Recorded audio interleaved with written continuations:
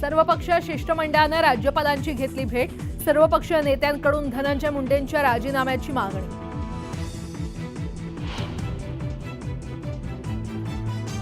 कैलास फडसह इतर दोघांचे लायसन्स रद्द। पिस्तुलातून हवेत गोळीबार केल्याचा व्हिडिओ व्हायरल झाल्यानंतर बीड जिल्हा प्रशासनाचा दणका।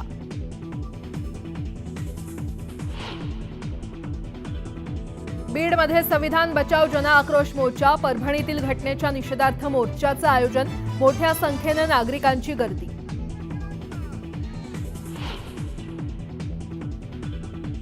संतोष देशमुख हत्या प्रकरणी एसआयटीतील वादग्रस्त अधिकाऱ्यांना हटवलं। सूत्रांची माहिती। वाल्मिक कराड सोबत अधिकाऱ्यांचे फोटो व्हायरल झाल्यानं तपासावर आक्षेप।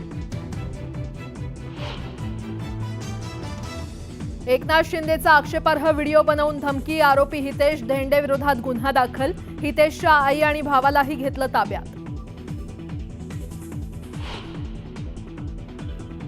भाजपमध्ये गेलेले सर्व भिकारी। सुजय विखेंच्या वक्तव्यावरून संजय राऊतांचा संताप। भ्रष्टाचाराच्या कारवाईपासून वाचण्यासाठी भाजपात गेल्याचं म्हणत डागली तोफ।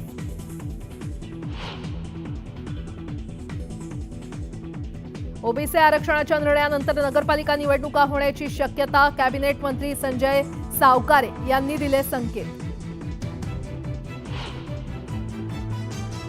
राज्यातील ग्रामपंचायतीत 9 जानेवारीला काम बंद आंदोलन। संतोष देशमुखांच्या हत्येच्या निषेधार्थ बंद।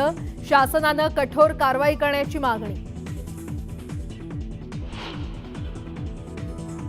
धाराशिवमध्ये पारधी समाजाच्या 2 गटात हाणामारी। हाणामारीमध्ये 4 जणांचा मृत्यू तर 3 पुरुष आणि 1 महिला जखमी। शेतात पाणी देण्यावरून वाद झाल्याची माहिती।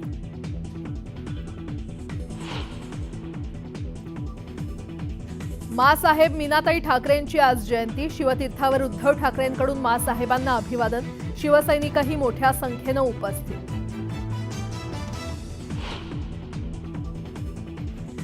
भारतात HMPVचा शिरकाव। 2 रुग्ण आढळल्यानं चिंता वाढली। आरोग्य मंत्र्यांनी गुरुवारी बोलावली बैठक।